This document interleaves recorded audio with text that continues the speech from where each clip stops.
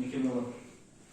Ошол жерде 250 орукчан майыптар жашайт да. 18 жаштан өмүрүнүн аягына чейин ошол жерде күнүн өткөрөт.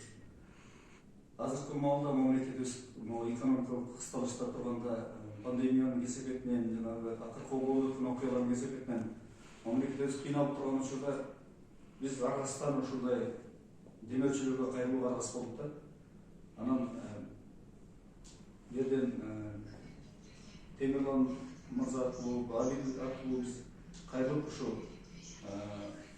Кыргыз Кагынак жеке менчик ишканасынын директору Сонбек Айтимишке кайрылдык.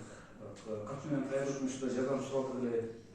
Ошо көйгөйлөрүбүздүн бири болуп, мына компьютер ошол бизге керек болуп жаткан, анткени ар кандай бухгалтердик, социалдык, ар кандай отчеттордун баардыгы азыр электрондун түрдө отчет берилет. Ошого мамлекеттен берүүгө бизге каражат бөлүнбөгөндүктөн мораторий объявить деген 5 жылга чейин орг техникаларга тыюу салынган.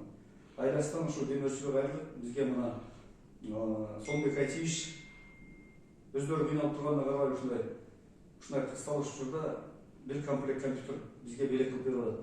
Мен ойлойм, бул дагы чоң бизге жардам болот, себеби ушул оргтехника аркылуу биз отчеттобузду берсек, ошо биздин майыптарга болгон жардам болуп эсептелет да. Канчалык оперативдүү тез иштегенге жардам болот. Ошондуктан өзүмдүн атыман жеке ошо Жайылский имамдын жамаатынын атынан Сонбек Айтимишке чоң ыраазычылык билдиребиз. Ишине албан ийгиликтерди каалайбыз. Жана мындан ары дагы ушундай Аллага жара турган соп иштерди кылышын насип эткен болсун. Аллах кабыл кылган болсун иштерин баарын.